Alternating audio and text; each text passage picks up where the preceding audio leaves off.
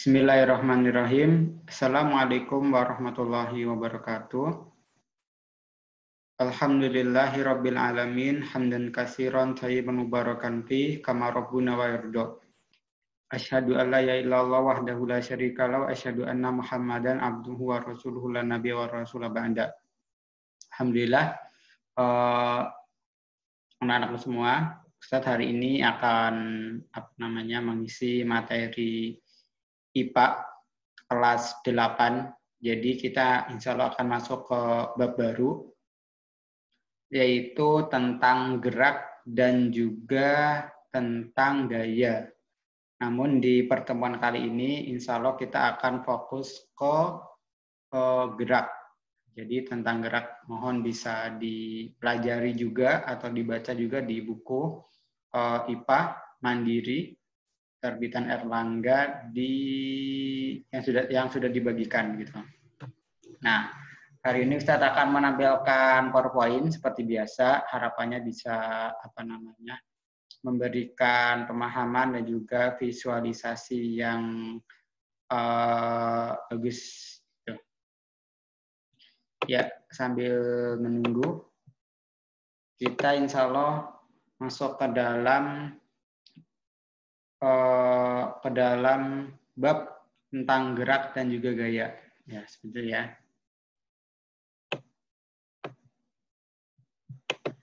Nah, gerak dan gaya. Jadi ini boleh dipelajari. Jadi kompetensi intinya adalah memahami dan menerapkan pengetahuan yang berkaitan dengan ilmu pengetahuan, teknologi, seni budaya, dan terkait fenomena yang terjadi di tempat nyata. Ini sudah disampaikan. Nah, jadi mungkin ini nanti ada definisi tentang gerak, terus kemudian membedakan gerak menurut keadaan dan juga lintasannya, terus ada definisi kecepatan sebagai jarak tempuh di tiap satuan waktu, kemudian ada GLB dan GLBB. Apa itu? Nanti kita bisa lihat bersama ya. Kita masuk ke pengertian gerak. Nah, jadi boleh dibacakan. Nah, dibaca boleh? Ya, jadi gerak itu adalah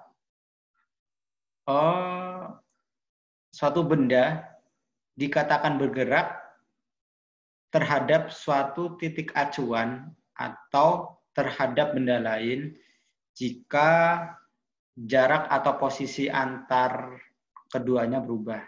Jadi misalkan kita duduk di satu kursi, kemudian kita bergerak, berpindah, atau berubah jarak atau posisinya, maka bisa dikatakan benda itu atau kita itu dalam posisi bergerak, berpindah atau berubah. Seperti itu. Nah, perlu diketahui, jadi gerak itu bersifat relatif. Nah, misalkan nih, bisa dipahami nih, ada seseorang bernama Nadia. Nadia ini sedang berada di dalam mobil yang melintasi seseorang pengamat yang sedang berada di tepi jalan raya. Misalkan Nadia di sini, ya, terus kemudian ada pengamat di sini nih. Nah, di sini nih. Nah, misalkan ada pengamat di sini, ya, ada pengamat di sini misalkan, atau intinya di pinggir jalan lah, sedang melihat Nadia ini. Nah, pengamat di tepi jalan raya itu melihat Nadia itu sedang bergerak bersama mobil terhadap sebuah kota. Jadi orang yang di pinggir jalan itu melihat Nadia dan mobil itu bergerakan. Tapi di sisi lain, nah Nadia yang berada di dalam mobil, ya di dalam mobil ini akan melihat bahwa pengamat itu bergerak dengan arah yang berlawanan dengan arah gerak Nadia. Nah, jadi kesimpulannya adalah gerak benda itu bersifat relatif tergantung pada pengamat dan titik acuan yang digunakan. Itu ya. Nah, itu. Nah, selanjutnya jenis-jenis gerak. Nah, misalkan nih ada suatu kondisi kamu sedang berjalan-jalan di kelas. Kemudian di saku bajumu ada pena, terus sambil berjalan tersebut lempar dan tangkap lagi penghapus di dalam penghapus papan tulis yang berulang-ulang. Nah, pada peristiwa di atas, pena tidak bergerak terhadap kamu karena jarak dan posisi pena terhadap kamu tetap. Nah, kamu dapat dikatakan melakukan satu macam gerak, yaitu gerak terhadap dinding kelas. Nah, penghapus dapat dikatakan melakukan dua gerak. Gerak pertama terhadap kamu, dan gerak kedua terhadap dinding kelas. Masih bingung? Masa masih bingung? Nah, jadi kita langsung coba ke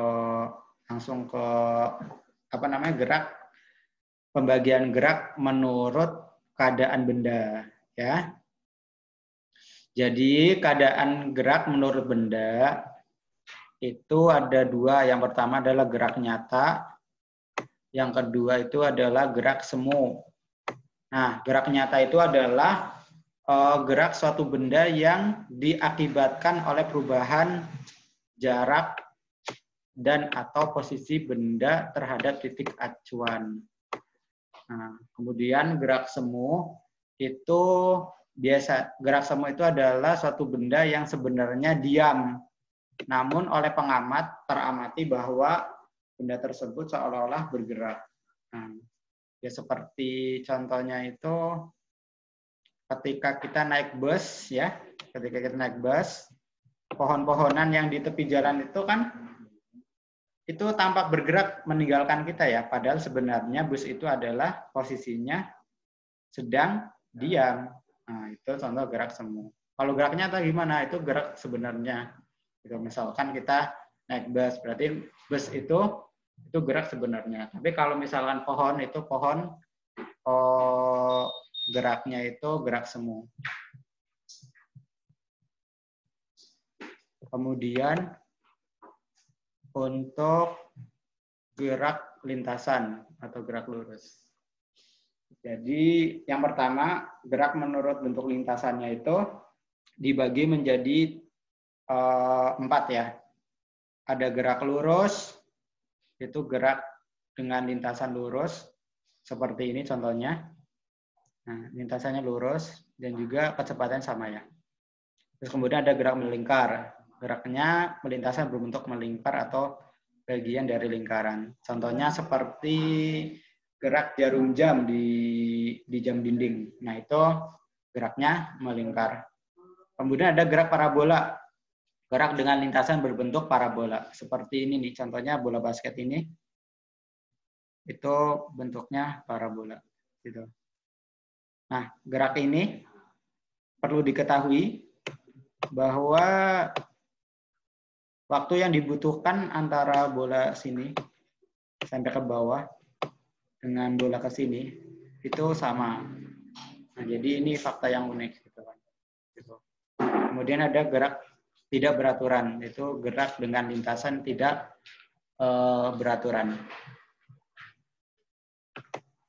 Kemudian ada kelajuan dan kecepatan.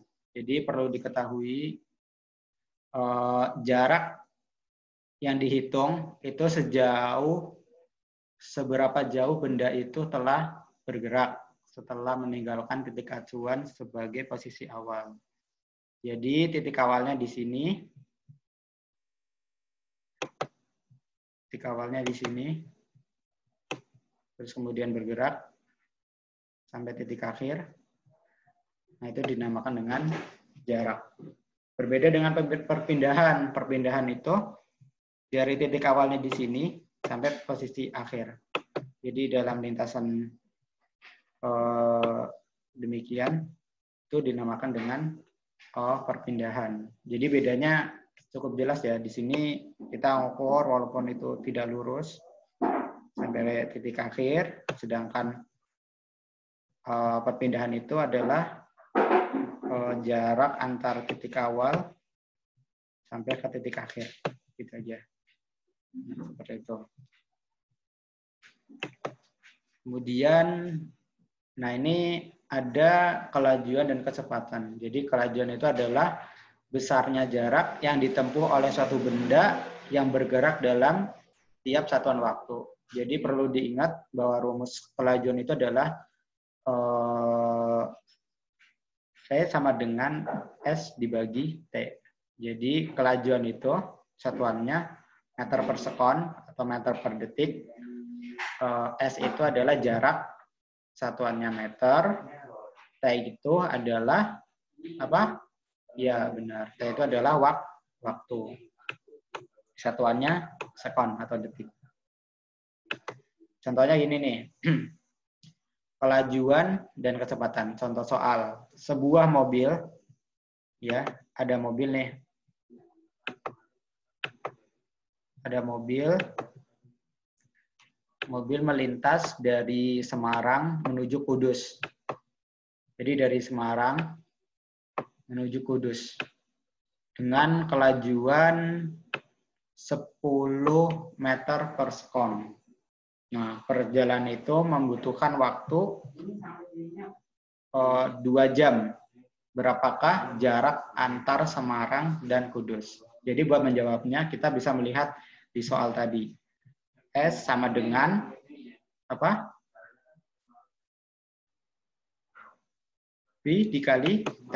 Jadi S ini adalah jarak, ya. Kelajuan berapa? Tadi 10 meter per sekon dikali 2 jam. 2 jam itu kalau dibuat detik sama dengan 77.200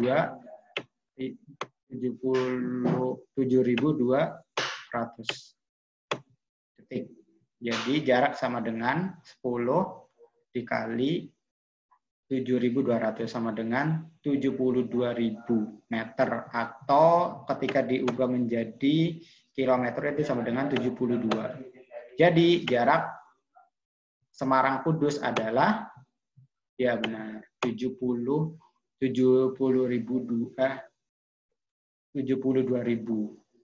meter.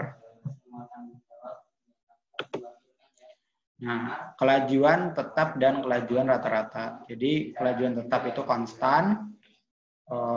Kelajuan gerak suatu benda di mana tiap bagian jarak itu ditempuh dalam waktu yang sama. Biasanya kelajuan tetap ini hanya bisa terjadi dalam waktu sesaat. Nah, maka dari itu laju tetap ini sering disebut dengan laju sesaat. Nah, beda dengan kelajuan rata-rata. Jadi kelajuan gerak suatu benda yang ditempuh jarak perpindahan tertentu. Nah, di mana tidak tiap bagian dari jarak itu ditempuh dalam waktu yang sama. Untuk kelajuan rata-rata berlaku persamaan. P, jumlah jarak yang ditempuh, simbolnya ini, sigma S ya, dibagi sigma T atau jumlah waktu tempuh, satuannya S. Maka kelajuan rata-rata rumusnya demikian.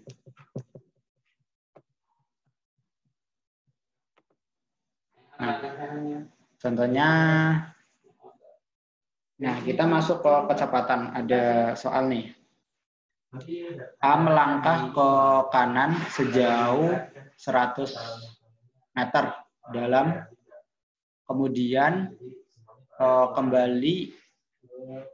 kembali ke kiri sejauh 50 meter, ya, dalam waktu 25 sekon atau detik. Nah, misalkan A dari sini ada di sini ke sini kan 100 meter. Kemudian balik lagi nih. Balik lagi jadi 5 meter. 50 meter. Nah, maka jarak yang ditempuh adalah yang pertama, jarak yang ditempuh adalah tadi kan jumlahnya itu adalah 100 meter ditambah 50 meter.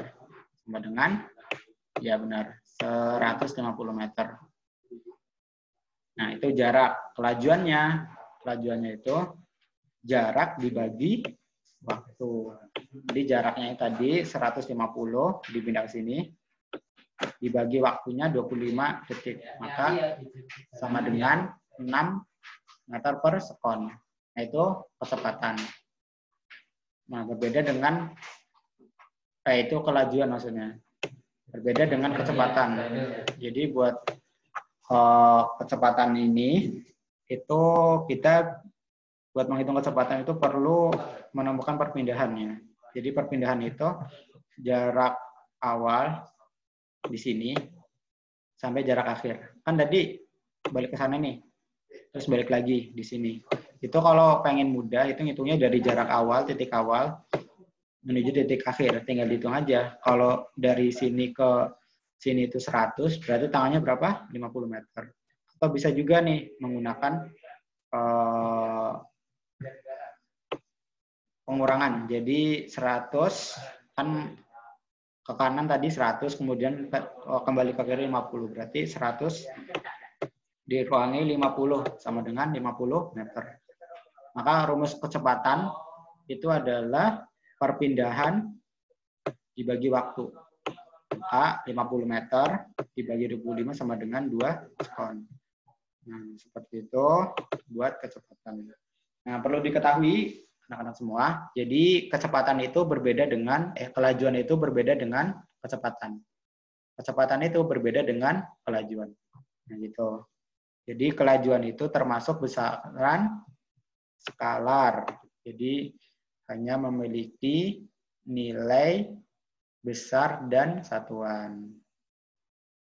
Berbeda dengan kecepatan. Kecepatan itu adalah besarnya perpindahan per satuan waktu. Atau rumusnya V sama dengan S per T.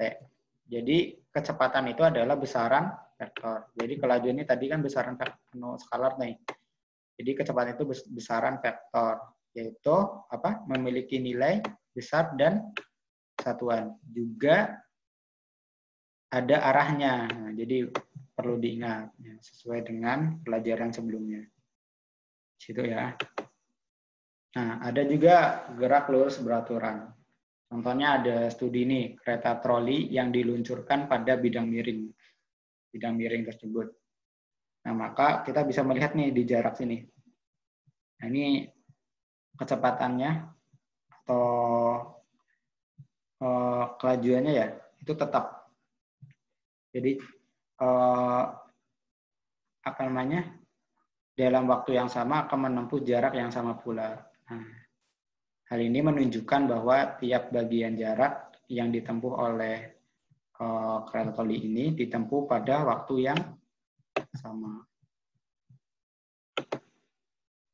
Berbeda dengan percepatan.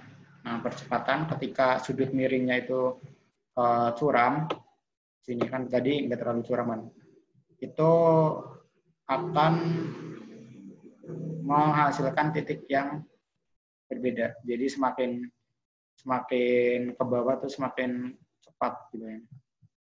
Beda kan sama tadi kan yang di sini rata tuh. Ini kan udah mulai longgar, nah itu berarti sangat cepat dipercepat. Nah, jadi dari gambar sebelumnya kereta troli sudah dipasangi pita kertas dihubungkan dengan trigger time, diluncurkan pada bidang miring dengan kecepatan lebih besar, sehingga kereta meluncur dengan kecepatan yang makin besar. Nah, jejak ketukan pada pita tersebut jadi menunjukkan kecepatan semakin besar. Nah, yang ini nih. Nah, yang ini nih. Jadi semakin cepat. Ya kan, semakin cepat. Nah, kereta ini telah mengalami yang dinamakan dengan percepatan. Jadi percepatan itu adalah besarnya pertambahan kecepatan tiap satuan waktu. Rumusnya apa? Rumusnya bisa diingat-ingat nih. Percepatan adalah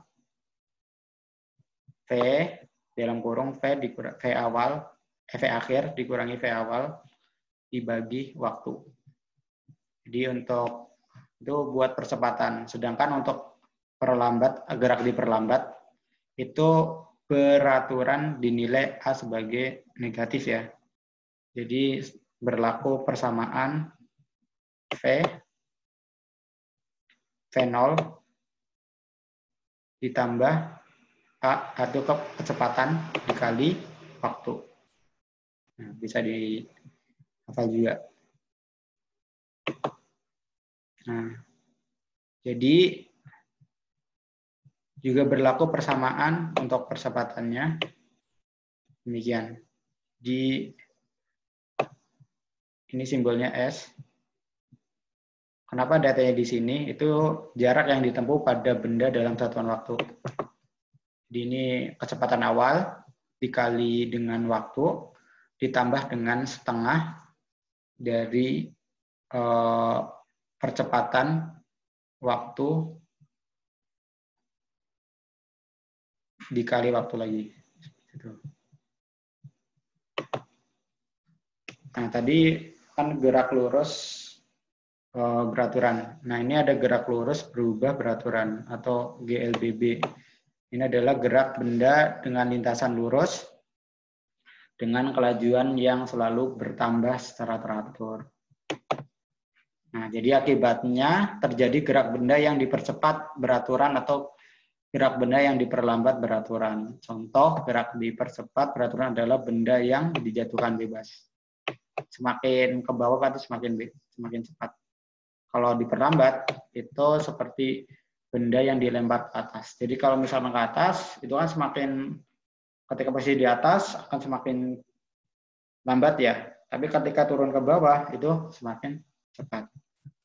Seperti itu. Ya, demikian buat materi gerak pada siang hari ini. Semoga kita dimudahkan untuk memahami ilmu dan semoga ilmunya bermanfaat. Terima kasih. Barakallahu fikum. Wassalamualaikum warahmatullahi wabarakatuh.